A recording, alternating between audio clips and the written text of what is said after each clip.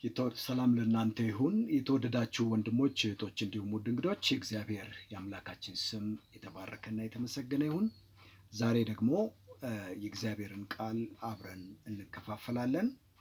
ከእግዚአብሔር ቃል አብረን የምንማረው የፍጻሜ ዘመን በተለይም ደግሞ ስለ ጌታችን ኢየሱስ ክርስቶስ ምጽአት የሚያሳይ ይሆናል። እሱን በዝርዝር እንመለከታለን። እንጸልይ። ቅዱስና ዘላለማዊ አምላካችን እግዚአብሔር ሆይ እናመሰግንሃለን ስለ ብዙ ምሕረትህ፣ ስለ ቸርነትህ፣ ስለማይነገረው ስጦታ። የዘላለም አምላክ እግዚአብሔር ሆይ እነሆ በቃልህ ማዕድ ዙሪያ ተሰብስበናል። ቃልህን ባርክልን፣ አስተምረን፣ ለሕይወትና የዘላለምን ሕይወት ለመውረስ የሚያበቃን የሚያዘጋጀን ይሆን ዘንድ በኢየሱስ ክርስቶስ ስም እጸልያለሁ። ሁሉ ላንተ ክብር ይሁን፣ በኢየሱስ ክርስቶስ ስም አሜን። የተወደዳችሁ ወንድሞች እህቶች፣ እንዲሁም ውድ እንግዶች የእግዚአብሔር የአምላካችን ስም የተባረከና የተመሰገነ ይሁን። እንግዲህ ስለ ፍጻሜ ዘመን ወይም ደግሞ እስካቶሎጂ እየተባለ ስለሚጠራው ነገር ትንሽ ነገር ከእግዚአብሔር ቃል አብረን እንማራለን። በዚህ ክፍል አጋፔ ወንጌል አገልግሎት በኢትዮጵያ እያዘጋጀ የሚያቀርባቸው መንፈሳዊ ትምህርቶች ወደ እናንተ ይቀርባሉ። የመጨረሻው ዘመን የቅዱሳን መጽሐፍት ቀጥተኛ ትርጓሜ የመጨረሻው ዘመን የእግዚአብሔር ትልቅ ስዕል ሐሳብ ይሰጠናል። ስለዚህም የቤተ ክርስቲያን መነጠቅ በአንደኛ ተሰሎንቄ ምዕራፍ 4 ቁጥር 13 እስከ 18 ያለውን ሁላችን አውጥተን እናነባለን። አንደኛ ተሰሎንቄ ምዕራፍ 4 ከቁጥር 13 እስከ 18 የእግዚአብሔር ቃል እንደዚህ ይላል። ነገር ግን ወንድሞች ሆይ ተስፋ እንደሌላቸው እንደሌሎቹ ደግሞ እንዳታዝኑ አንቀላፍተው ስላሉት ታውቁ ዘንድ እንወዳለን። ኢየሱስ እንደሞተና እንደተነሳ ካመንን እንዲሁ ደግሞ ወደ ጌታ እንደምንሄድ የእግዚአብሔር ቃል ይነግረናል።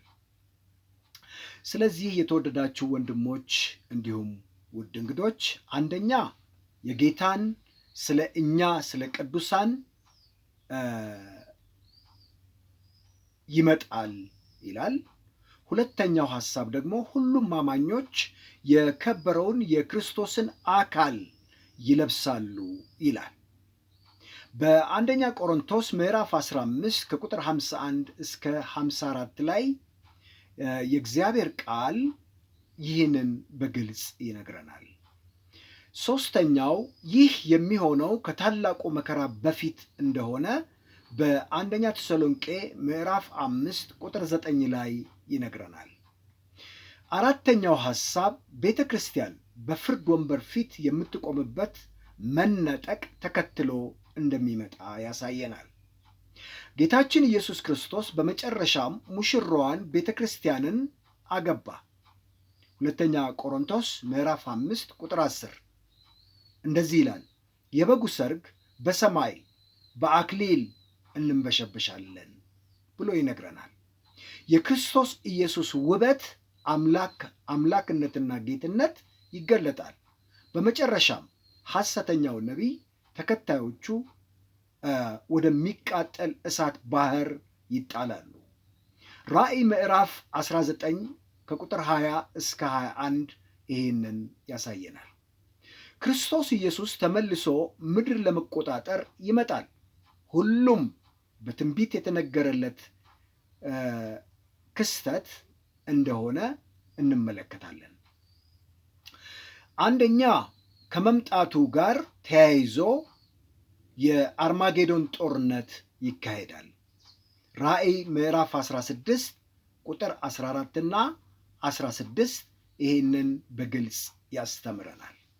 እንዲሁም ደግሞ አይሁድ ወይም የአይሁድ ቅሬታዎች ኢየሱስን ሲያምኑ እንደሚድኑ በዘካርያስ ምዕራፍ 12 ቁጥር 10 ላይ ይነግረናል።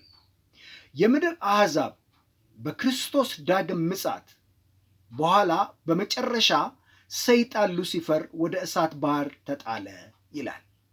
በራእይ ምዕራፍ 20 ቁጥር 11 እስከ 15 የዘላለም መንግሥት ሉቃስ ምዕራፍ 1 ከቁጥር 31 እስከ 32 ይህንን ያብራራል። ይህ የሚጀምረው በአዲስ ሰማይ በአዲስ ምድርና በአዲሲቱ ኢየሩሳሌም ነው። ራእይ ምዕራፍ 21 ቁጥር 14 በዚያም ለዘላለም ሐዘን፣ መከራ፣ ጭንቀት፣ ረሃብ በሌለበት እግዚአብሔር ያህዌ የሕያዋ እንደምናገለግለው በደስታም በሐሴትም ከአምላካችን ጋር ለዘላለም እንደምንኖር ይነግረናል። በራእይ ምዕራፍ 22 ቁጥር 3 ላይ ደግሞ እንደዚህ ይላል፣ ኢየሱስ ክርስቶስ ሙሽራው ለቤተ ክርስቲያን ለሙሽሪት ከዚህ ዓለም መከራና ሐዘን ሊወስዳት እየመጣ ነው ይለናል። አንደኛ የመምጣቱ ተስፋ ያነጻናል። አንደኛ ዮሐንስ ምዕራፍ 3 ከቁጥር 1 እስከ 3፣ ቲቶ ምዕራፍ 2 ቁጥር 11 እስከ 14። ሁለተኛ የመምጣቱ ተስፋ መጽናናትን ይሰጠናል። አንደኛ ተሰሎንቄ ምዕራፍ 4 ቁጥር 18። ሦስተኛ የመምጣቱ ተስፋ ትምክህትን ይሰጠናል። ፊልጵስዩስ ምዕራፍ 1 ቁጥር 6 እንዲሁም አንደኛ ዮሐንስ ምዕራፍ 2 ቁጥር 28 የመምጣቱ ተስፋ የወንጌል አገልግሎትን ይሰጠናል። ዮሐንስ ወንጌል ምዕራፍ 9 ቁጥር 4 የመምጣቱ ተስፋ በአስቸጋሪ ፈተና ወቅት ተስፋን ይሰጠናል። አንደኛ ጴጥሮስ ምዕራፍ 1 ከቁጥር 5 እስከ 7።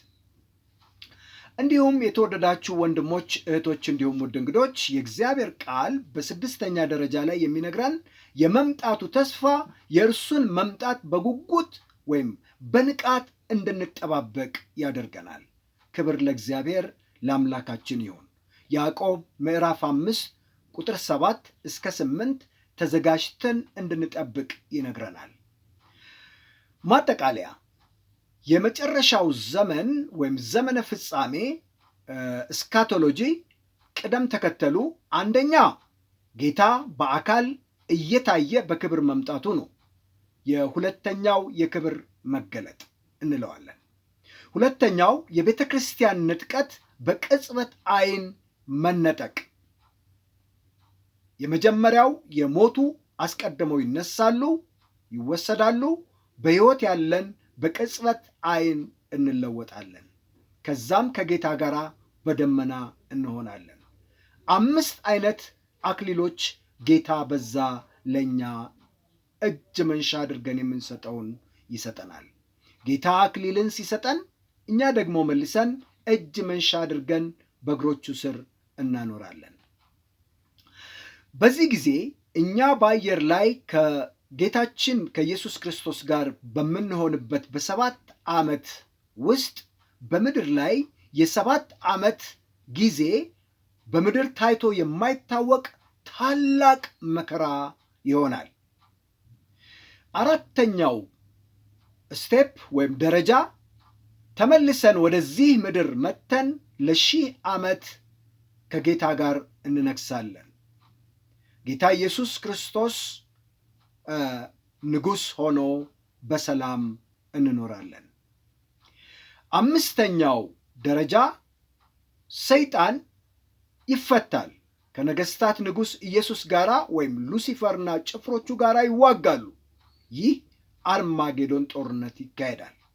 6ኛው ጌታችን ኢየሱስ ክርስቶስ ለአንዴና ለመጨረሻ ጊዜ በአፉ እስትንፋስ ሰይጣን ወይም ሉሲፈር ዲያብሎስን ያጠፋዋል፣ ወደ እሳት ባህር ይጥለዋል። 7ኛው ሐሳብ ደግሞ የነጩ ዙፋን ፍርድ በሰው ልጆች ሁሉ ላይ በመጨረሻው ጊዜ ይካሄዳል።